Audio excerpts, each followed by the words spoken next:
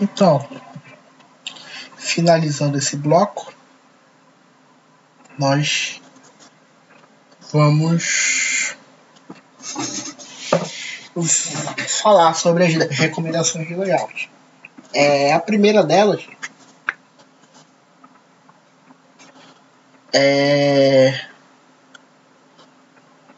diminuir os loops de corrente nos circuitos, ou seja,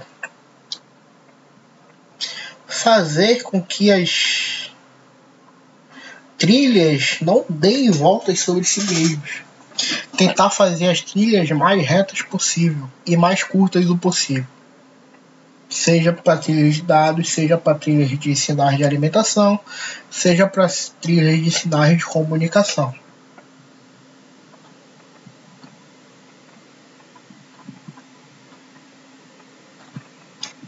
Segundo ponto, aterramento multiponto. O aterramento ele precisa ser feito utilizando uma malha de aterramento ou um plano de terra, ou seja,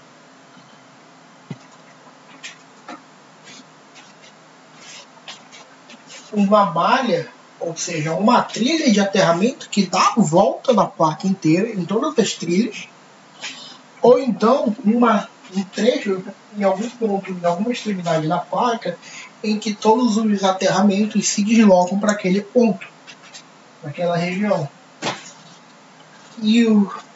E não fazer com que todos os aterramentos se unam em uma pad comum. Esse é o modo errado. O modo certo é fazer uma trilha de aterramento mais extensa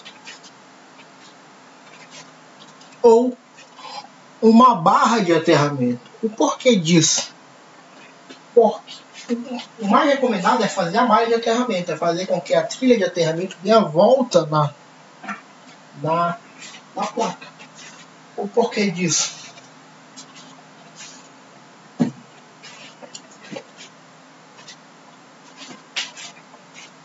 É que, como o potencial da malha de aterramento é zero, isso vai servir com que o circuito ele tenha compatibilidade eletromagnética. A malha de aterramento ela vai servir como uma blindagem eletromagnética para sinais externos interferirem na placa ou para sinais da placa interferirem externamente. Então, esse é um ponto importantíssimo.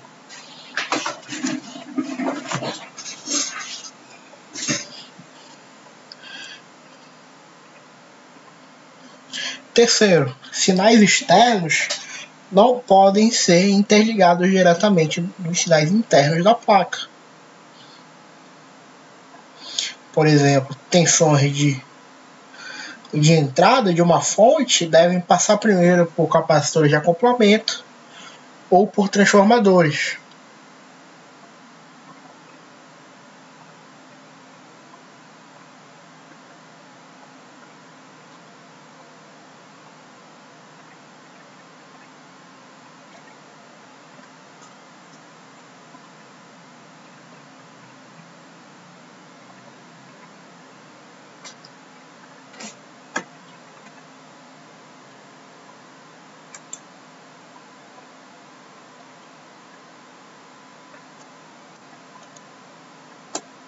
Aqui eu coloco também ferrite bits para alimentação, indutores de modo comum, transformadores para rede de dados ou acopladores ópticos para saídas e entradas digitais. Quarto, conversores de nível de sinais devem utilizar capacitores de velocidade 10 picofarads entre as dimensões distintas para fornecer a corrente instante da conversão. Vocês sabem que um capacitor ele tem um tempo de carga e descarga, então quanto menor for o capacitor, menor o tempo de carga e descarga. Ao mesmo tempo que esse capacitor vai servir para bloquear o nível DC, ou fazer o acoplamento, a latência dele não pode ser grande o suficiente para interferir no funcionamento. capacitores de alto valor, book, eletrolítico ou tântalo, devem ser utilizados para alimentar o conjunto de capacitores de desacoplamento. Seu valor deve ser 10 vezes a soma das capacitâncias dos capacitores de desacoplamento. Ou seja, a gente coloca um capacitor maior para aguentar a porrada e esse valor é descarregado em outros capacitores menores. Assim a gente evita que um único componente pegue aquela pressão de desacoplamento. Então a gente distribui essa pressão.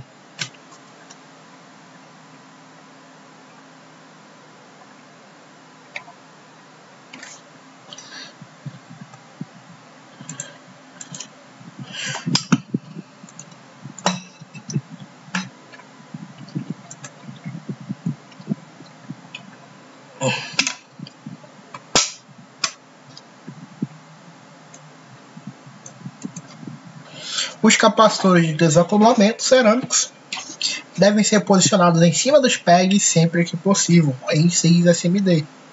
Toda vez que a gente faz desacoplamento de CI, a gente tem que colocar os capacitores o mais próximo possível dos pegs.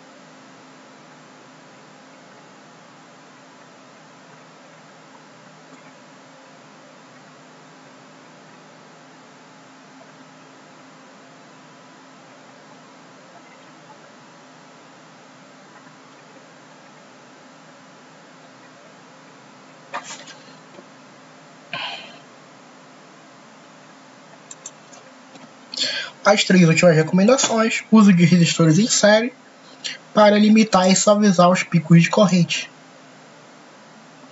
localizados próximos à fonte do sinal. Sinais digitais, eles existem um conceito chamado ripple, que a gente vai observar no próximo curso. É um conceito. A onda, ela não muda de 0 para 5 volts perfeitamente. Ela tem um período em que ela fica oscilando nas bordas. E isso pode interferir em esses dispositivos muito sensíveis. Então, toda vez que a gente faz uma comunicação de sinais digitais com sinais semicondutores, a gente precisa colocar resistores de driver que limitam a ondulação da transição entre 0 e 5 volts. 8. Sinais de alta frequência que percorrem a placa devem ser blindados. Sinais de alta frequência têm que ser colocados dentro da malha de aterramento, porque esses são os sinais críticos para a compatibilidade eletromagnética. Ninguém quer que o nosso circuito funcione como uma antena interferindo em outros sinais dentro daquele dispositivo. Imagine, por exemplo, se a placa do Wi-Fi do computador começa a interferir no funcionamento do clock do processador. A merda que ia ser. 9. Sinais diferenciais devem ser roteados juntos e blindados. O que são sinais diferenciais? Sinais diferenciais de alimentação. Mas o que precisa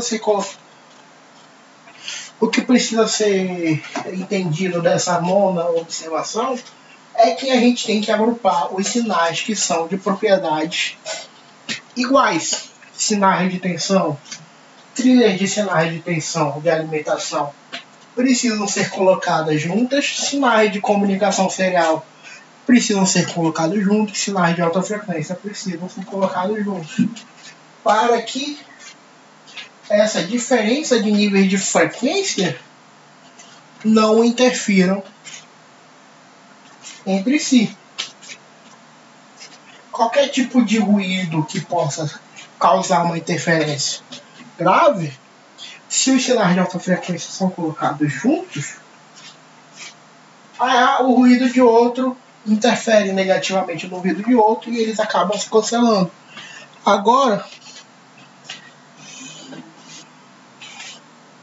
se um sinal de alimentação é colocado junto com o sinal de alta frequência, o sinal de alta frequência acaba interferindo causando ruído no sinal de alimentação, e a gente vai ter um funcionamento prejudicado. Por exemplo, os circuitos que utilizam polarização desses transistores, a gente acaba não tendo o estabelecimento de um nível de polarização correto.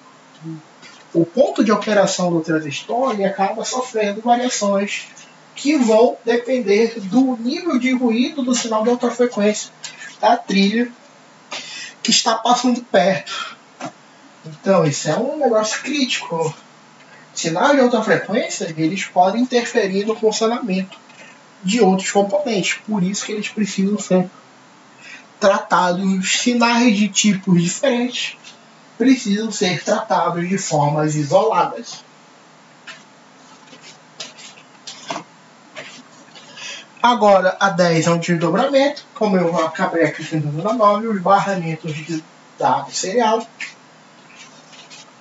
que interligam mais de um dispositivo devem ser ligados em anel. Ou seja, liga-se o barramento do primeiro dispositivo, a partir do primeiro liga-se o segundo, a partir do segundo liga-se o terceiro. O que se faz?